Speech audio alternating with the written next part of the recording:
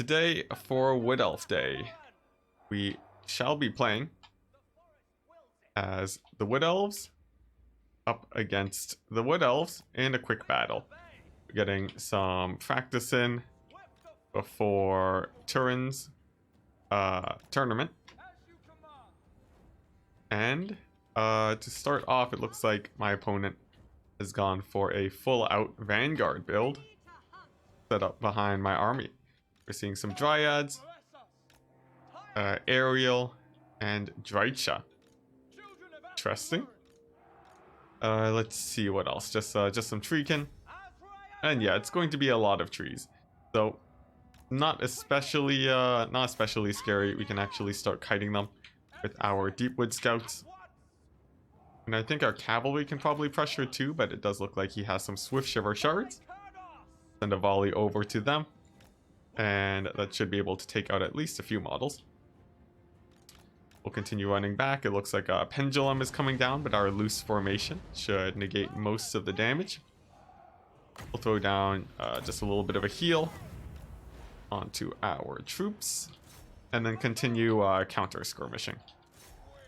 Our cavalry is going to move in, and we do have an advantage on the infantry front, so I think we're going to take that. We'll send in our Dryads to engage into the mainline fight, and then the Deepwood Scouts will just be giving cover fire. Aerial is moving in, and she will likely be able to do pretty nice damage to my troops. She's a decent fighter, but let's see if we can catch her in between animations. We may be able to get a huge volley. Oh man, but we mistime it, and she does actually manage to get a pretty nice dodge on all of my archers. Not great. Looks like another attack animation comes down. We'll shoot in another volley towards her. But man, is she hard to hit. I think I'm going to give up on that, actually. And instead, we're just going to counter fire these Swift Shiver shards. Our Lord is doing great pinning down Aerial. And we'll throw down a net on her now. Disengage. And then fire a volley towards her. That should do much better. And with the collapse our cavalry, I think we should be good. Another volley does come in. It looks like Aerial's actually just impossible to hit. So we're going to ignore, we're not going to try shooting at her. That is actually one of the most annoying things ever. Her attack animations are so hard to dodge. So yeah, we're just going to be using our infantry advantage. The main thing that we have here is all of these spearmen, and our cavalry has also traded out quite well so far. So we're feeling nice on that front. Our opponent does have a lot of archers himself that are quite healthy, but they're getting collapsed in on by our infantry. So as long as we can keep up that, I think we'll be good. Our cavalry 2s is doing great. We'll throw down more healing onto them, just because I'm pretty sure they're going to be integral to actually winning the game here. Actually cycle charging these Treekin, and hopefully being able to deal with all of these archers too. We've now routed off. And the next order of priority here, I think, well, I guess it's just to carry out the win.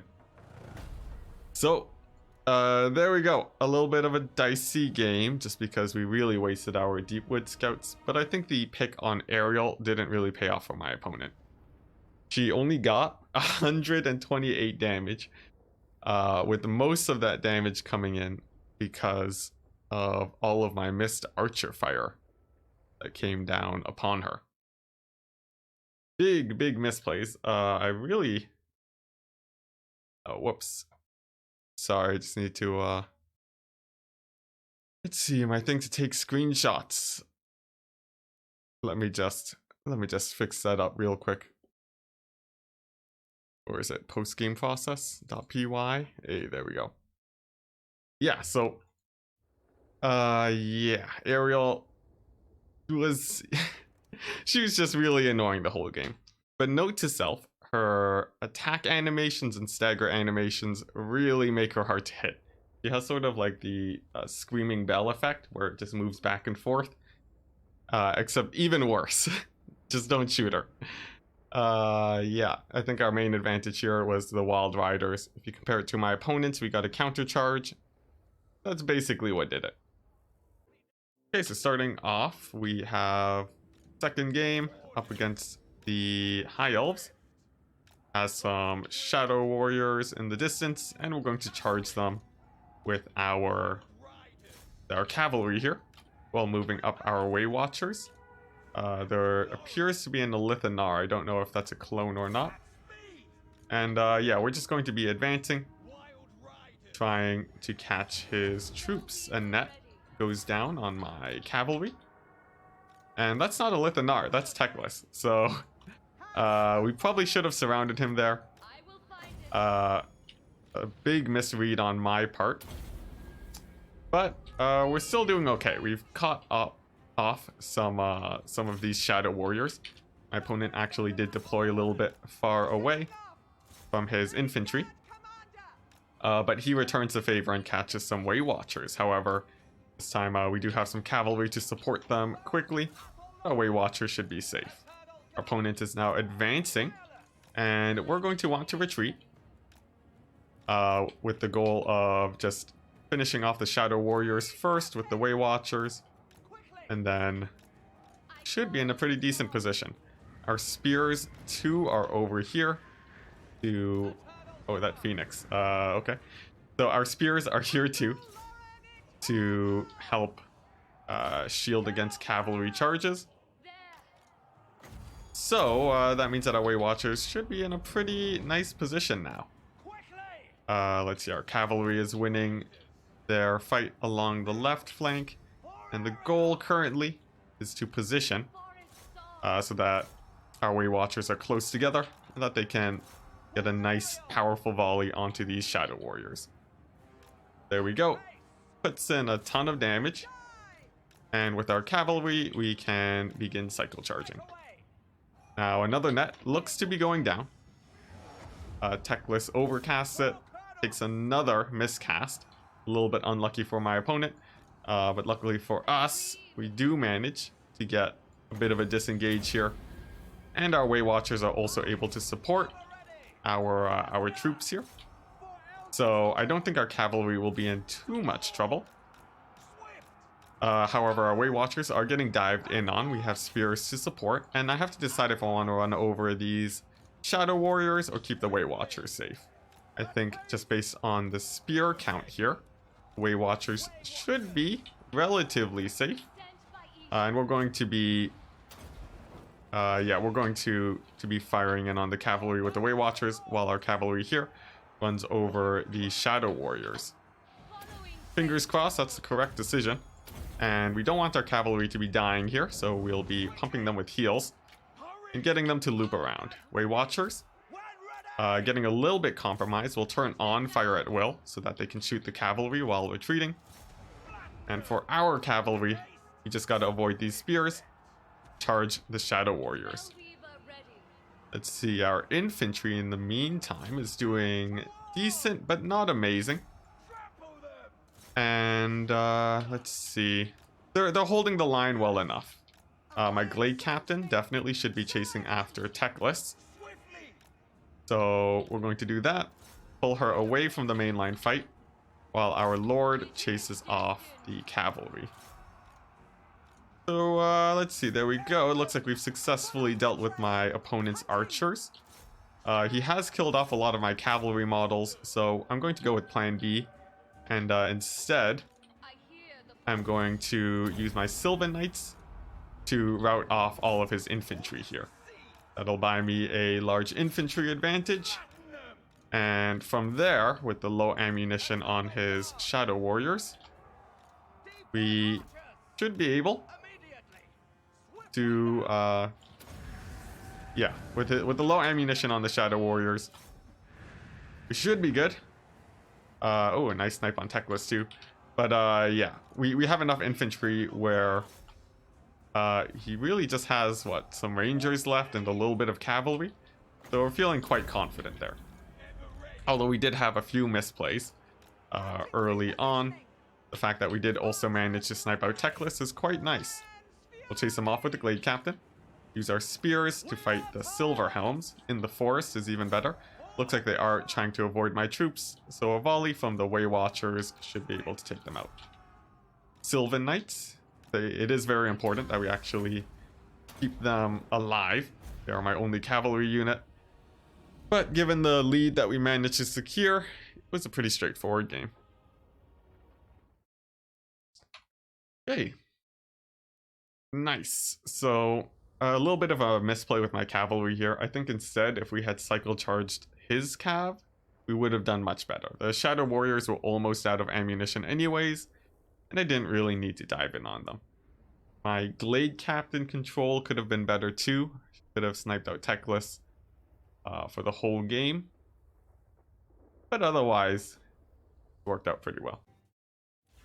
Okay, so this game, Wood Elves against Norska, we've opted for a half rush type build. We've taken a lot of cavalry, and we have Orion too.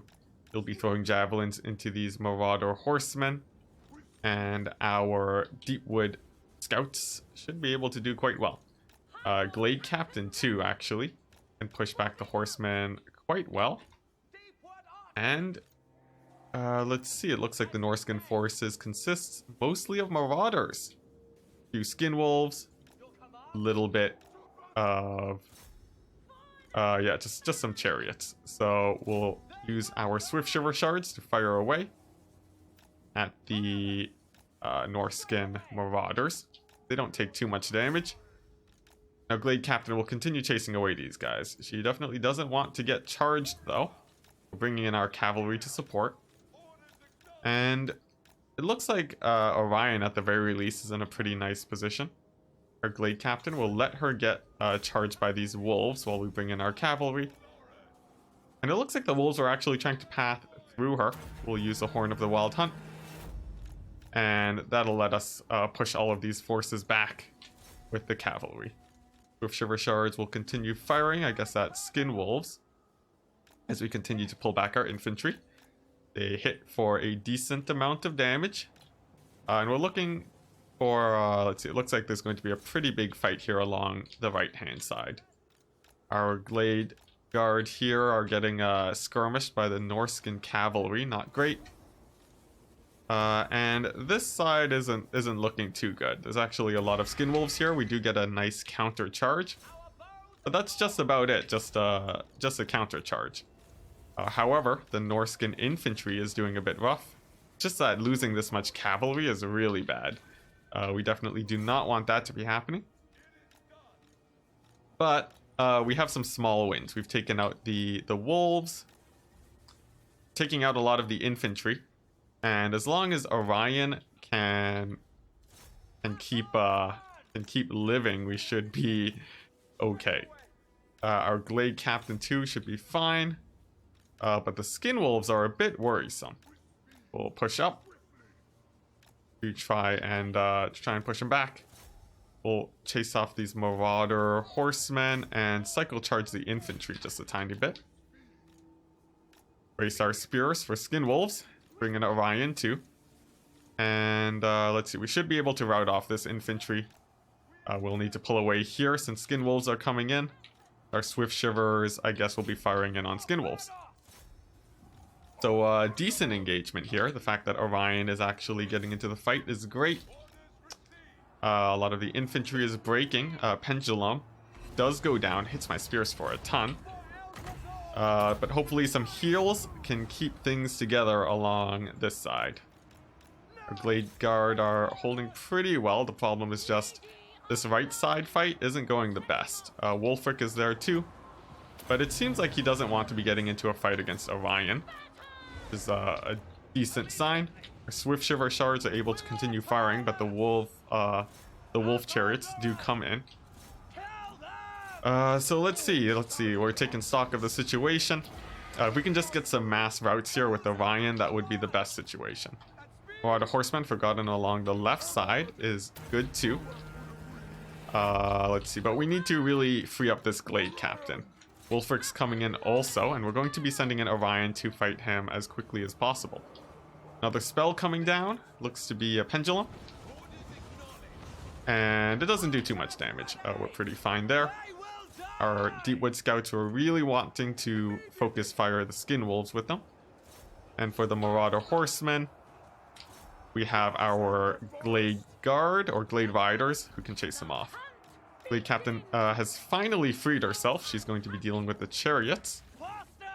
And let's see here. It looks like Orion has indeed won his fight against Wulfric.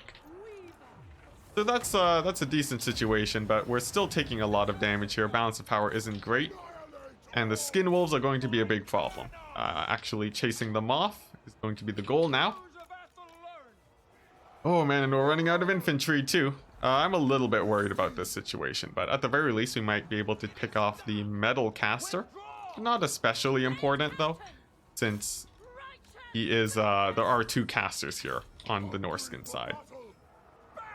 However, the leadership debuff should be nice, but I would much rather pick off Wulfric here. Now, let's see, we can't throw Orion towards him. Same with our Glade Captain.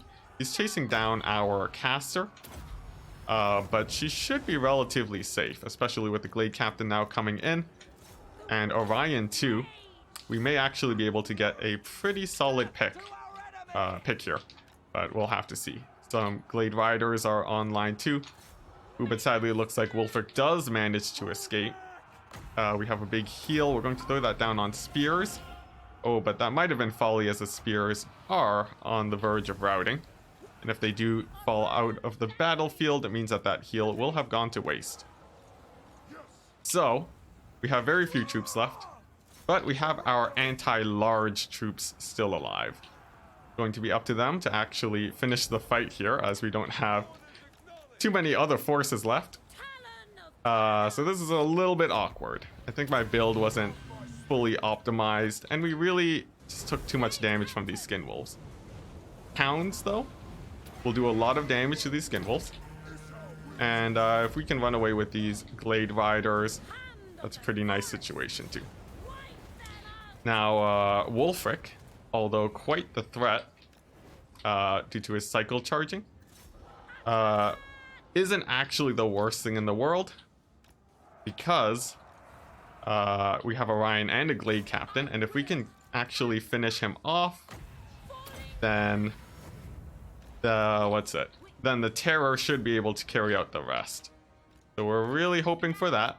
It's sort of just a fingers crossed scenario. We are quite behind here. Nevertheless, Orion is still extremely hard to kill. He has a bunch of AoEs. Our caster is still alive. Ooh, so we're just gonna have to run back as best as we can. Come on, little caster, run. Let's see. Now, is there a lot of magic damage for my opponent? There is this Fimir. So I think actually finishing him off too will be important.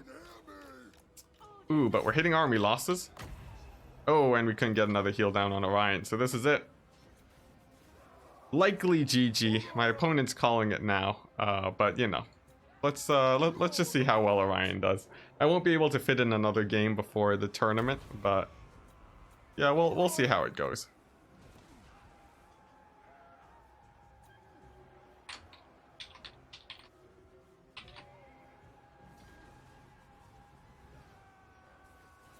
Okay, so yeah. Let's throw down a big hound attack here. That'll pull back this infantry, and hopefully Orion can get some big hits on Wulfric.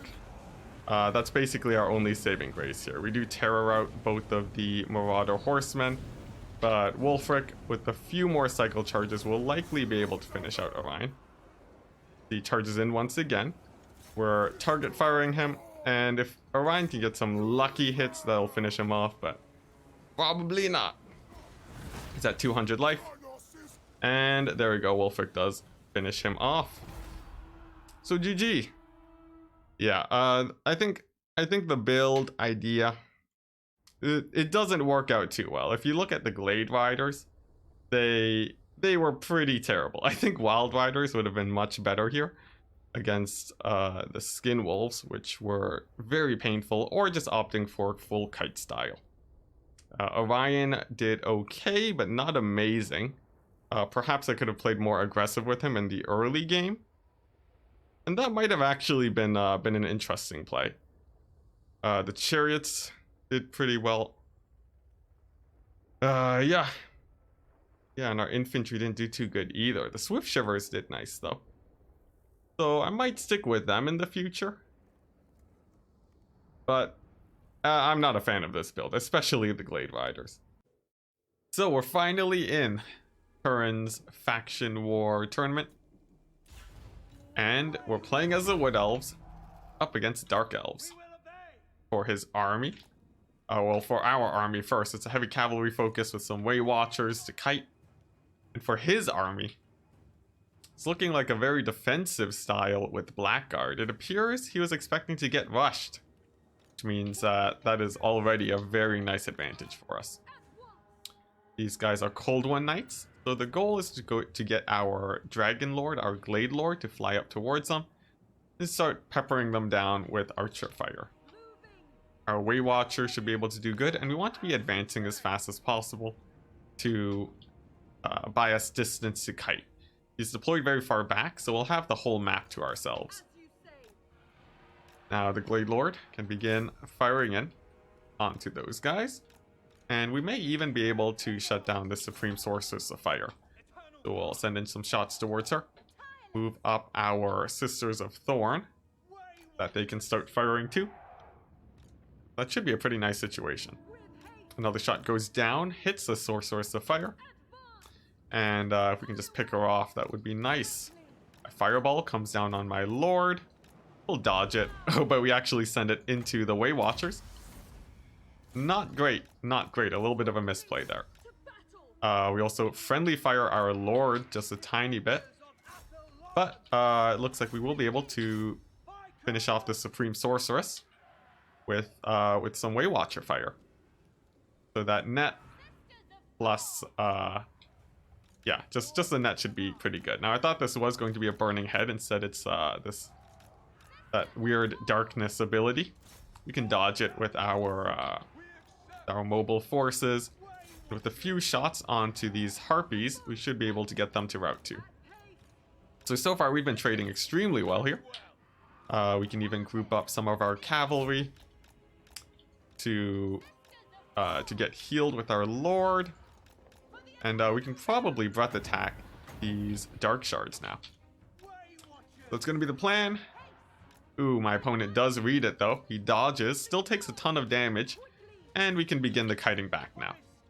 The Dark Shard range is quite small, which means that we can far outrange them using the Way Watchers, which is the main advantage of the Wood Elves here. They just have so much range. My opponent does have a lot of infantry though, but in the late game they're not that scary because it's just infantry. We can cycle charge them, no problem.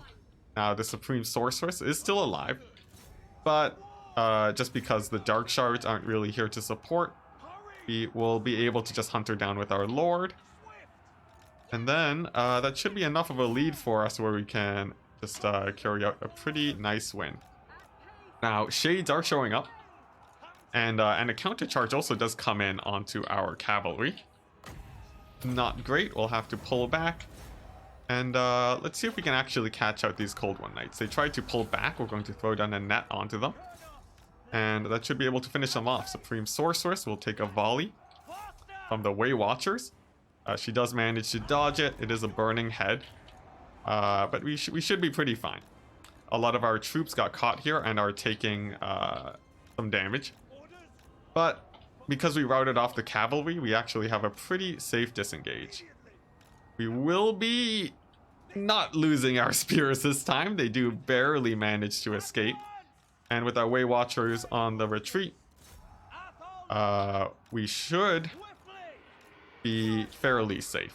Whoops, I'm letting a little bit of a sloppy play here, letting my cavalry get caught. The Way Watchers too getting caught by harpies. But Just some volleys going down there should be able to rout them off.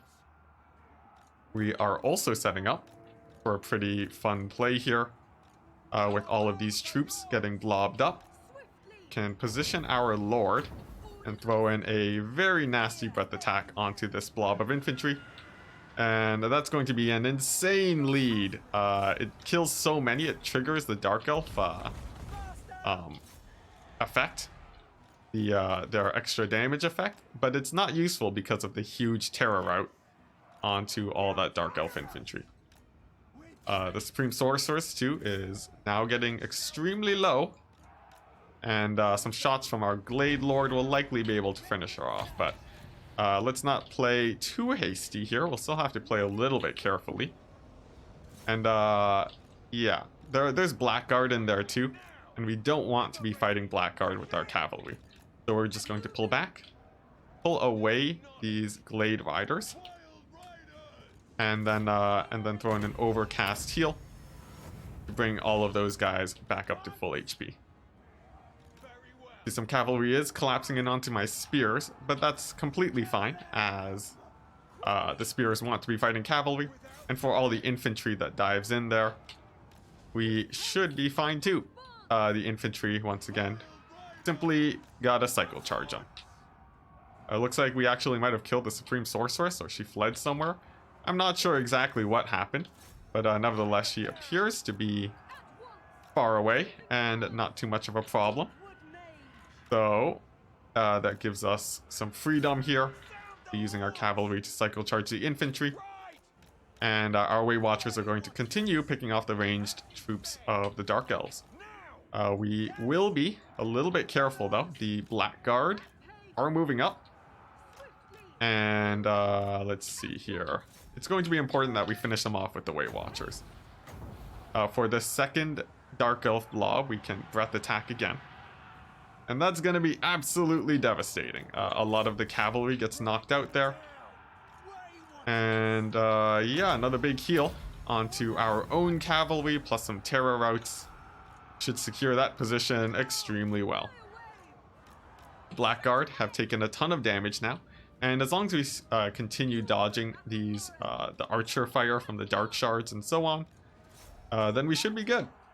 A few Spleak Swords do manage to push through my backline, but not before they get charged, right before they can engage with my Way Watchers. It's the risk of trying to push your troops through into the Wood Elf backline without enough support. They can sometimes just really pick you apart, single you out, and take some good engagements. Now, since my opponent is starting to run out of troops now, I think it's time for us to just go for the death blow, since we've established a pretty clear advantage, and with our elite cavalry, there's not really much he can do to hold out here. So a big charge comes in, huge routes from the Dark Elves, and that's gonna be game. So that went pretty nice. Let's see. Yeah, 3,000 damage value, mostly off of the breath attacks. Our cavalry did okay, I could have done better. And the real winners here were the Way Watchers. This is why you generally want to go for a cavalry rush build as the Dark Elves. Because, indeed, Way Watchers are still quite strong. Yeah. The Way Watchers are actually did absolutely amazing. Opponent. So this game, Wood Elves against Tomb Kings. My opponent is ready, and we have a rush build.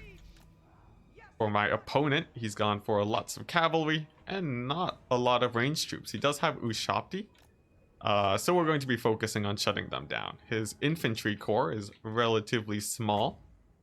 And let's see, we'll start off by sending in some arrows of Kurnos, etc. We'll see how much damage it does. Yeah, and a decent amount of damage. For 150 gold, it's not the worst, not the best. Some cavalry will want to move in onto this right-hand side to support.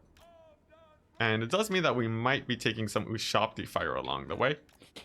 Let's see. We'll have to see if it's worth trading here. I think if we keep our lords, it should be okay. And maybe we'll leave the Sisters of Thorn back to defend against the cavalry here. Ushopti are now beginning to fire, and this part is very important because we're going to have to really worry about dodging our the attacks here. Let's see, some chariots are moving in too, and they're going to be slamming quite hard into my infantry.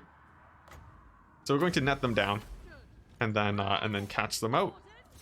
That should be a nice pick. We have spears moving up. Our front line is beginning to engage. And our cavalry should be able to overwhelm the Ushopti now. So that goes pretty well. Let's see here. The Glade Captain will happily fight Cetra. And yeah, we're going to continue trying to shut down the Ushopti bows. They're taking a ton of damage there. Let's see. We'll throw down a big heal here too. And we want our front line to get engaged as quickly as possible. Let's see, one Ushopti unit is shut down. The infantry is starting to run out for the Tomb Kings. And our Glade Captain is putting a beating on Cetra, taking a ton of damage, which is quite nice. Now, we are sort of throwing away our cavalry here. And I think it's about time we disengage with them to try and get them into a better position. Meanwhile, let's see, I guess healing will be great on them too. And we'll be using the Sisters of Thorn. Pass a whole ton of buffs. Another Arrows of Kurnos on Cetra will do just fine. And it looks like the infantry for the Tomb Kings is beginning to run out. Now we don't want to get cycle charged here. So we're going to be using our cavalry to prevent that. We'll throw down a big heal on them to keep them at high HP and continue using our Glade Captain to hunt down Cetra. You can see he does a lot of damage to my War Dancers there. And that is not something that we want. So we're going to chase him down. We've halted him with the Glade Captain. And we have a net for him in 2 seconds. Which means that we will likely be able to finish him off here. A great situation for us. And now it's just continuing to cycle charge with our cavalry. We've overextended with some spears here. Not great, but we've secured a decent enough lead where I think we should be okay. There's only one unit of Ushopti too that is still functioning. And Cetra is on his way out. It looks like he will likely be dying soon. So yeah, that's great. We're chasing him down. We're shutting down the Ushopti with infantry, which is the best case scenario. And for the Sphinx, we'll surround it with our anti-large cavalry. Or are these guys anti-large? They're not, but they have AP and they should be able to do good. We'll throw down a heal there too, just because we want to keep them healthy. And with Cetra nearly out of the picture, I think we've secured ourselves a pretty solid win. Just a whole ton of Cetra hunting and shutting down the Ushopti really is what played a big part. The Sphinx too, we were able to just mostly avoid it for a lot of the game. And it really didn't pose too much of a threat. Our forces really were just a little bit too mobile.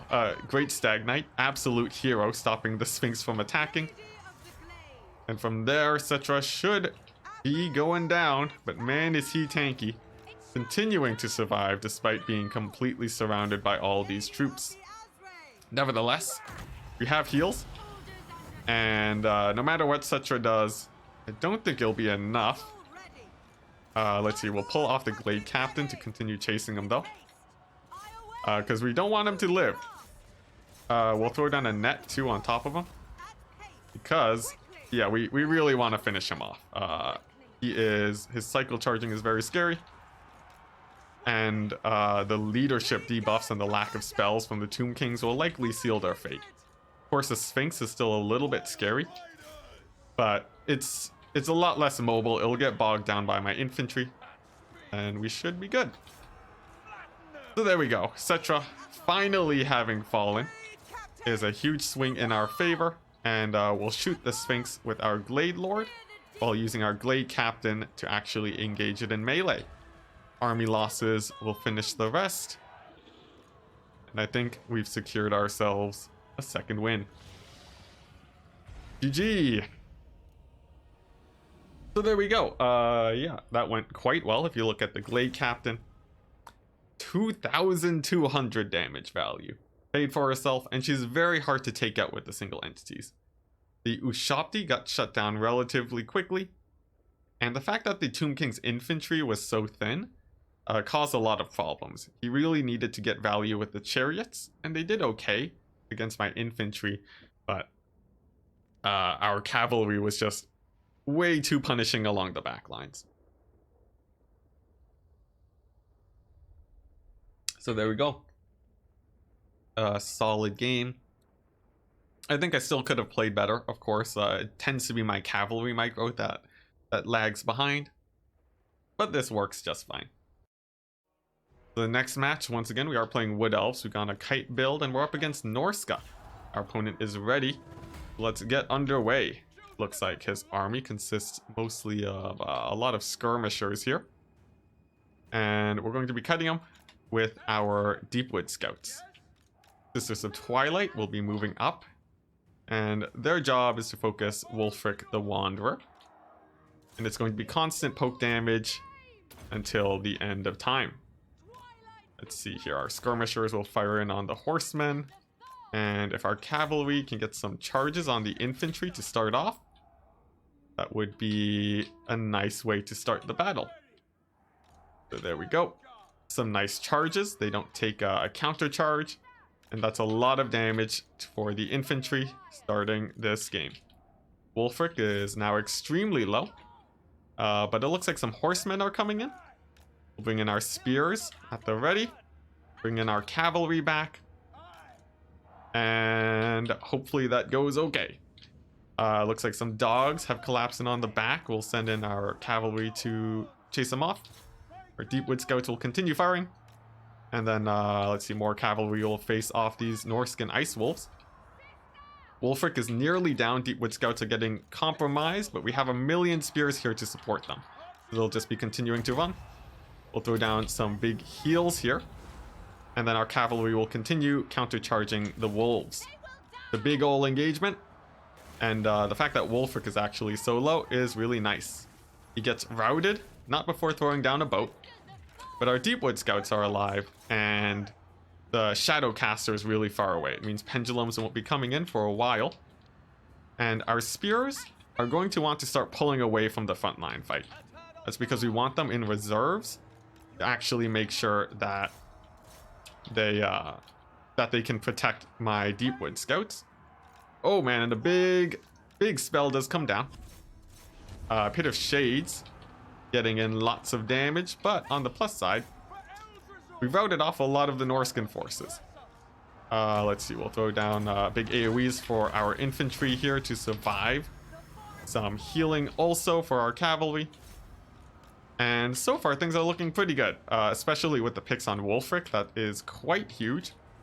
And we're seeing mass routes now. This is a problem with Norska, where their leadership without their lord is quite terrible. And it should just be a nice old kite from here. We still have all of our cavalry. The Deepwood Scouts still live, and we have the cavalry moving in to help with that engagement. Wulfric is nearly off the map. And let's see, I think he has fallen off the map now. So that's a huge leadership debuff for the Norskins. We'll be using our cavalry to countercharge. And it should be a pretty solid win, chasing off the wolves. And I think this is just really a testament to the ability for us to keep all of those, all of our Deepwood Scouts alive. And my opponent sort of diving in a little bit too aggressively onto them without being able to actually finish them off. A big Pit of Shades does come down on my Deepwood Scouts. They'll be taking some damage, but most of the models have actually lived, which means that that their ammunition and their damage output won't really be hindered. So with that, it's a solid win. My opponent gives a GG, and our next opponent is going to be the winner between Turin and his opponent. Oh, wait, No, yeah, Turin and the Viking. So, looking at this build, yeah, we did pretty good. I think just his engage on our Deepwood Scouts was a little bit too aggressive. He really just ran into our spears, and from there, they were able to basically kill everything. The Sisters of Twilight sniping out Wolfric was huge, just because he's a chariot all on himself. And after he went down, the leadership of the Norskins really fell apart after. Okay, so our next game is up against the Viking. And we've brought a Wood Elf build with a little bit of counter skirmish, a lot of cavalry and starfire shafts to focus down trolls. In this case, there aren't any trolls, and instead, it's going to be Azag looking to Spirit Leech my cavalry. And yeah, it should be interesting. Our starfire shafts will do pretty well. There are some orc big guns here, but some cycle charging will be able to push them back. And let's see, as long as we can keep these skirmishers away, I think we should be fine and dandy. Durthu will happily charge straight on ahead into the army of the greenskins, and we're going to get ready for those cycle charges. These fanatics definitely don't want our blade singers to engage on them. And it's all about the cycle charging. Our backline, there's nothing on the mini-map showing that there's stuff that we have to worry about, which is great. And Durthu can use the Sword of Death along with that ability. And that should be able to take out a lot of the infantry here. We're trying to get mass routes. The blade singers can now move in onto the big guns. We'll disengage with the cavalry. And let's see, I guess we'll summon a Manticore now, just so that it can start doing damage. See, our Starfire Shafts are going to fire in on Azag. These spiders might charge into my troops, so we'll have to be worried about that. And Durthu's getting engaged on a tiny bit. Let's see, our archers will find a good target, and I think as long as our archers can stay safe, I'm feeling mostly confident. Already we've chased off a good amount of these troops, and we're saving up for the next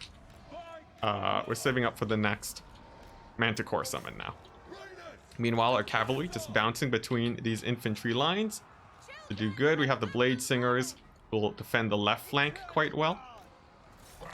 And let's see here, our Manticore to be able to terror out a lot of these troops. See, Starfire Shafts to finish off those goblins. And Durthu is still pretty healthy, which is nice. But the battle is still quite contested. And our cavalry is taking a lot of damage. We're going to pull them back. Let's see, and regroup them. Manticore's doing okay. Durthu's doing okay. And we want to, let's see here. We want to chase off those orc big guns. Some shots in on Azag. Should be able to finish him off. And we're doing a pretty nice job defending our back line. I think that might be our saving grace here. The more Forest Goblin Spider Riders are moving in. The Blade Singers are still quite healthy, though. We almost have enough for another Manticore summon, which is just in time since we just lost one. Let's see, Cavalry will move in to protect our ranged troops. Blade Singers, once again, just checking in to make sure that they're healthy.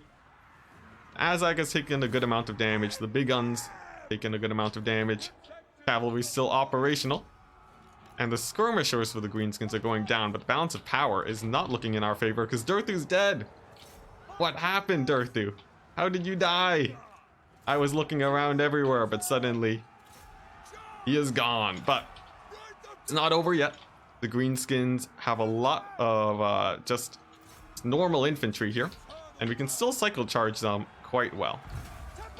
Let's see. Yeah, we're just going to be cycle charging in and out.